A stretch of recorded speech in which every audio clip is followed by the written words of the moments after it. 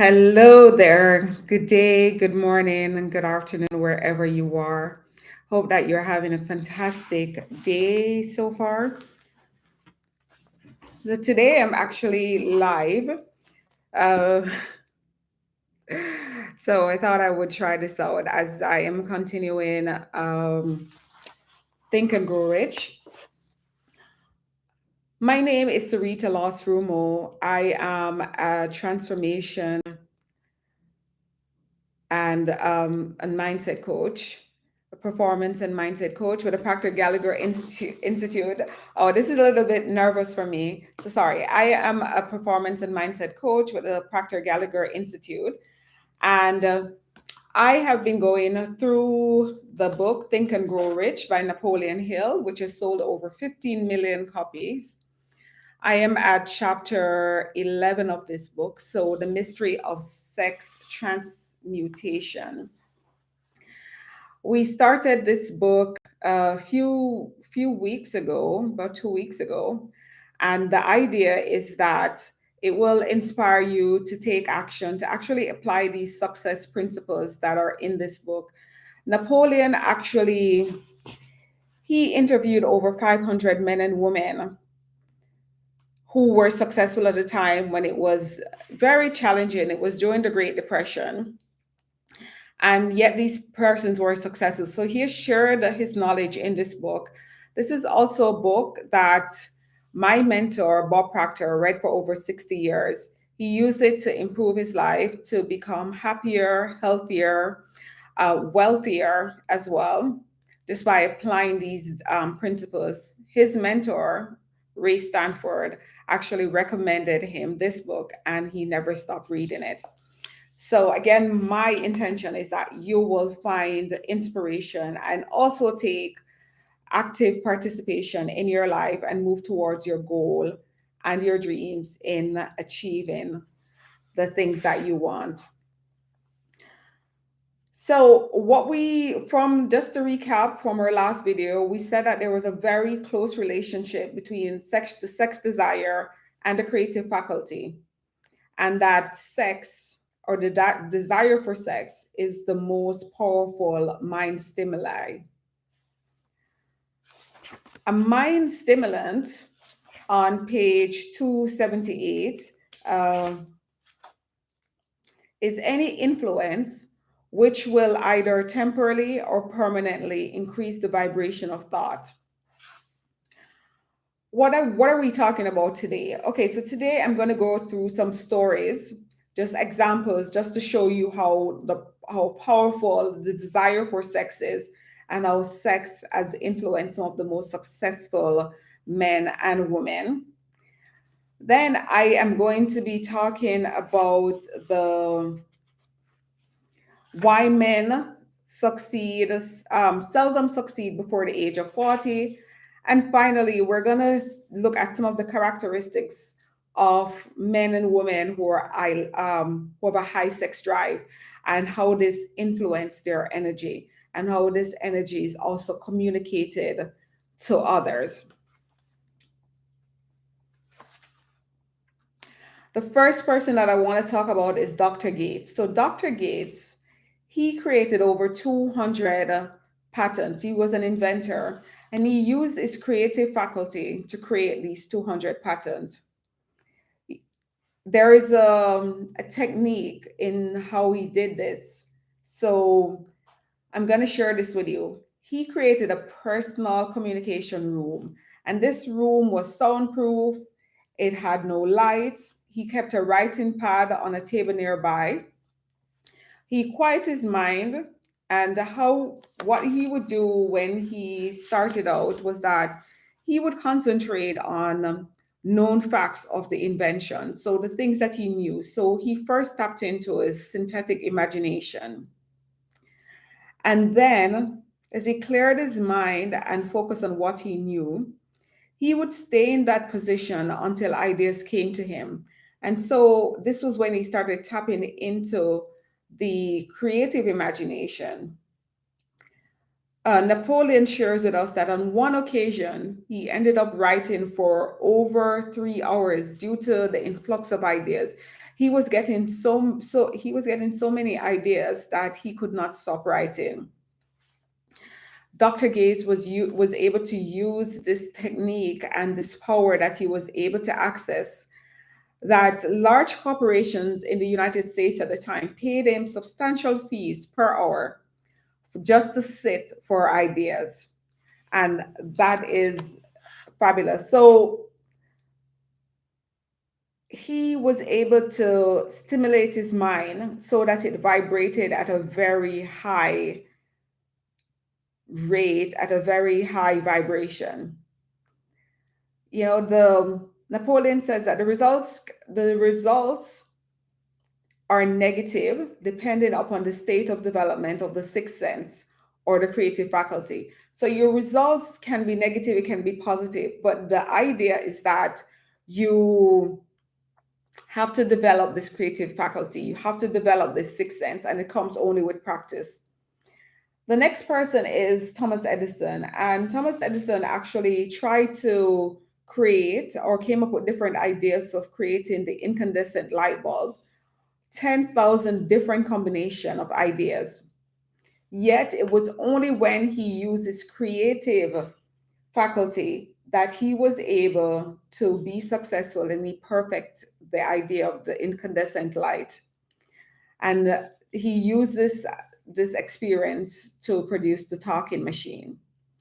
So I guess Thomas Edison would be the perfect person to show the difference when you focus only using the synthetic imagination, how you kind of struggle to get to the goal or get the solution that you want. But the moment you're able to tap into the creative faculty, that's when the magic happens.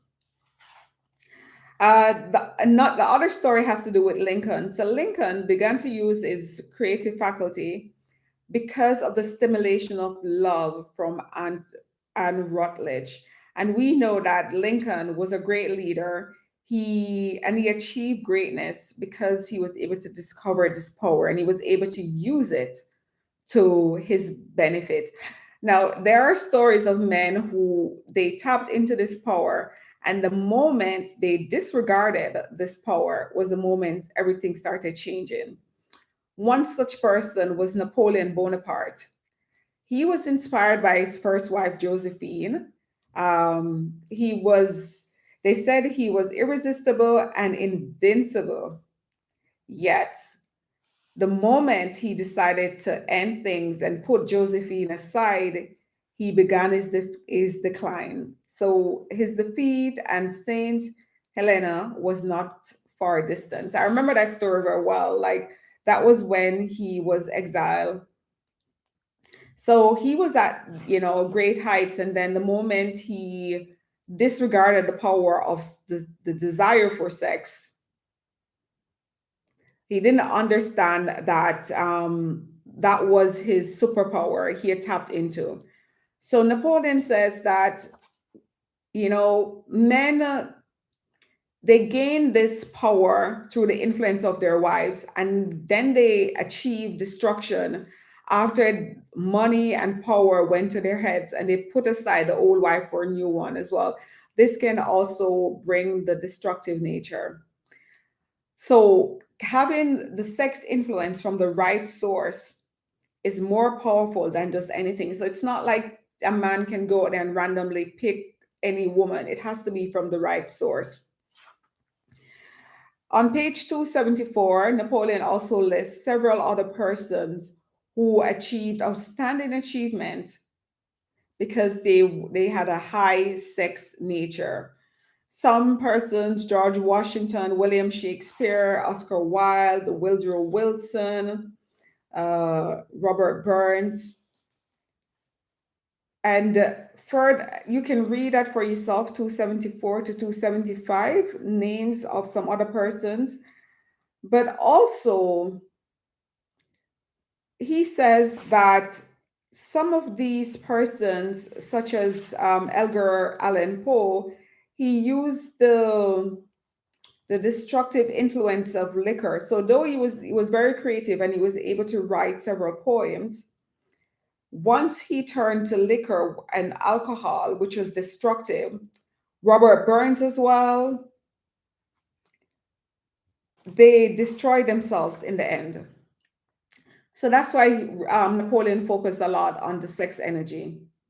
He says, surely no one will misunderstand these statements to mean that all who are high sex or genii.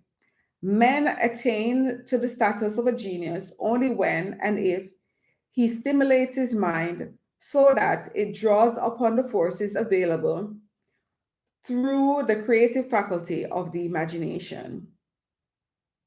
The mere possession of this energy is not sufficient to produce a genius.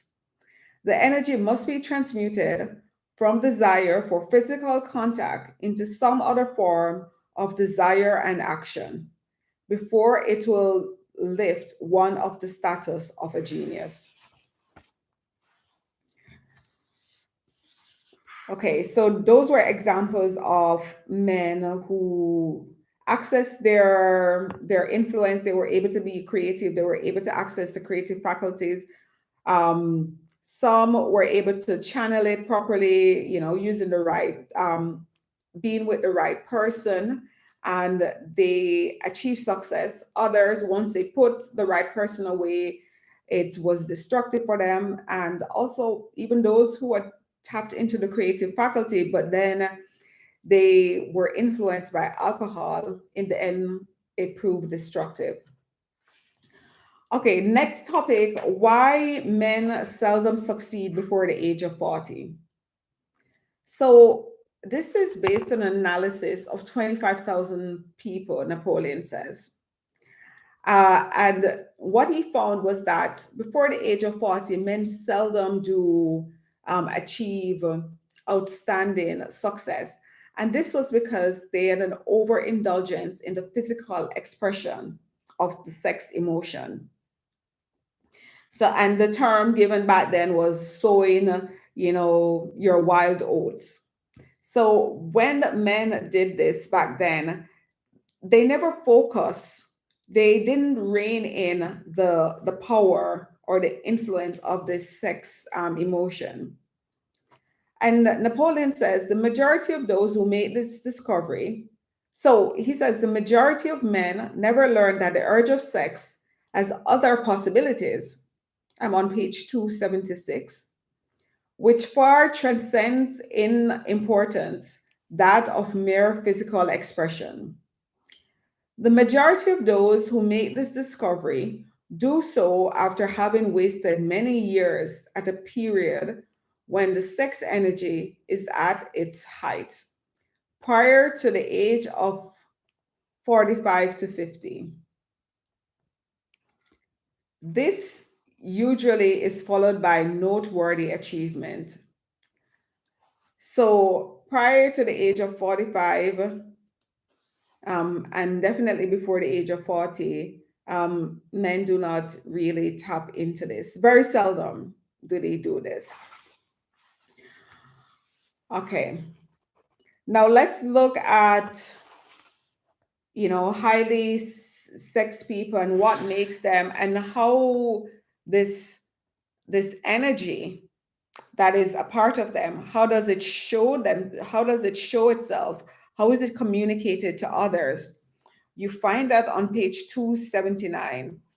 And this Napoleon actually, he taps into how this help like salespeople, especially.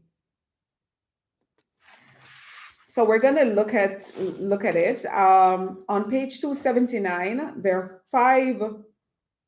five ways that this sexual energy is communicated. The first one is the handshake. And the handshake indicates a presence of magnetism. The second one is the tone of voice. So the tone of voice is musical, it's charming, and it pulls people to you. The third one is posture and the carriage of the body. He says you move with grace and ease, And highly sexed people, they walk briskly. The fourth is the vibration of thought. And with the vibration of thought, these persons can use that highly charged emotion to influence others around them. So it's almost, like I say, magical. It's almost like something in the air, right? Well, it's energy, it's not something physical. And the fifth one is body adornment. And this is the last point. He says people who are highly sexed are usually very careful about their personal appearance. They usually select clothing and a style becoming to their personality, their physique, their complexion, etc. So we're gonna stop there today. I really wanted to time myself with a 15-minute mark. So that's also why I came on live. So today we spoke about examples of um, men who were highly sexed and how they channel, how they transmuted the sex desire to achieve greatness. We also looked into why men seldom succeed before the age of 40. And then we looked at how this sex energy is communicated. I think the last part is really interesting. I think if you want to enhance this energy around yourself, then you can, practice how to give a firm handshake, practice the tone of voice that you want to communicate, also the posture and the carriage of your body and what you're thinking, your thoughts. And also, finally, the clothes. So the physical, the last part is more physical. Well, it's they're mostly physical. They're mostly physical, except the vibration of thought. And so it's more physical. And of course, your thoughts, it always begins from inside. It's always starts from inside, and then that's when everything else comes out and shows itself. We're going to stop here today, and then we're going to finish off chapter 11 tomorrow and just wrap up this entire chapter. I thank you so much for listening. I will catch you in my other video. I hope this was interesting for you. I'm really enjoying this chapter. And remember what we also said as well, like you can experiment with these things for yourself. These are stories of people who use this kind of energy, but you can also use it on your own, in your own life, and you will have your own story as well. So that's it for me today. Take care, and until my next video.